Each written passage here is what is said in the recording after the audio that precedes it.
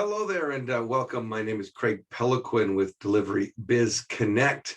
And today we're going to talk about some simple sales techniques for you to use when you're going to drop off brochures at a restaurant. So congratulations on taking your first step to becoming a DBC driver in our business opportunity. And everything I'm going to share with you comes from personal experience. I was the first driver. I was the first person dropping off brochures. I was the first person going out there and talking to restaurant owners as we developed the app over the past year during the COVID lockdown. This is the things that I used that I found success with to build our first bubble here in White Rock, British Columbia. So first thing is attire. What do you wear? Business casual is the best thing that I can say. You don't necessarily need to be in a tie, but a nice jacket, a nice shirt. Jeans are okay if you're dressed up nicely. Good pair of shoes for walking around. That's really important. Be comfortable and then carry a good supply of brochures. Having an inside jacket pocket that you can put your brochures in or carrying a briefcase is also a big asset. So those are things you're going to need. Also, be carrying with you a pad of paper and always have a pen or a pencil with you. These are the things that you're going to need to be able to write down names, phone numbers, emails. That's the weapons you need to have when you're heading out. So now that you know the things that you need to have, let's talk about who you're going to go out there and talk to. One of the best ways to get started is just to go online and find out go to one of the third-party delivery apps and see who's out there using in your local area any of the third-party delivery apps. You can go to their websites, you can find the restaurant names, do a Google search of all the restaurants in your local area. It's easier to start local and think global and go bigger. So start within a 5 kilometer to 10 kilometer radius of your home. You're likely going to be the first driver. So if you're going to be the first driver, you want to be the first driver in an area where you can be at home with the app on waiting for an order to come in, or instead of having to drive out to an area and wait. So really important, think about being local. Look for clusters of restaurants in a single area, usually are in corners on certain streets in your city or in your suburb. Find the best areas to get started. You want to be able to park and get out and walk. It's going to be great exercise for you. You can do a lot of walking.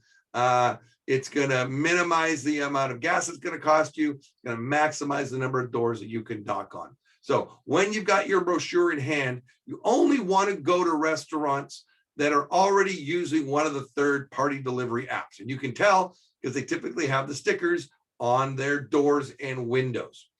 And that's the first thing I do when I walk in politely. If there's a whole bunch of customers in the store right now, not the best time to walk in and talk.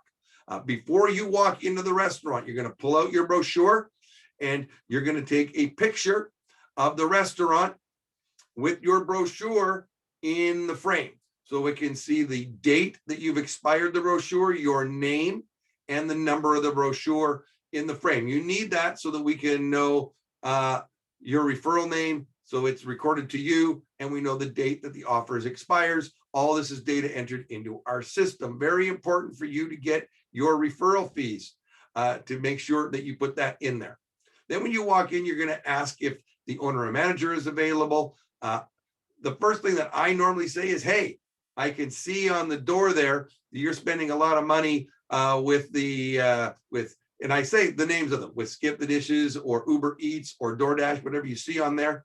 And I say that we're a local Canadian delivery company that's helping restaurants get away from the expensive fees and the high fees of those delivery apps. And we do deliveries for just 3.33%. Who is it here that I can talk to and give some information to? So you're always asking for who. Sometimes, and most of the time, you're talking to a staff member. Many in the small restaurants, you're talking to a local owner operator who is, doing everything. And sometimes you get right to the decision maker.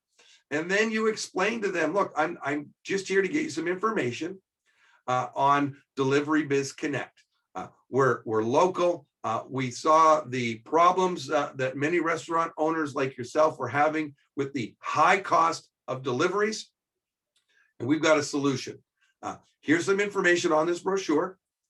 Can I get your details so that I can get one of the sales team at DeliveryBizConnect to call you? Do you have a business card? Ask for the business card. That's a great way to be able to get their personal information. Remember, the more information that you get, the more money we're going to pay you for that lead. If you just get the owner's first name or the manager's first name and the store's phone number, that's worth $1. But if you can ask a few more questions and say, hey, do you have the owner or manager's business card? Does he have one available? Can I get that so that I could follow up? I can send him more details by email. We can give him a phone call and let him know what's going on.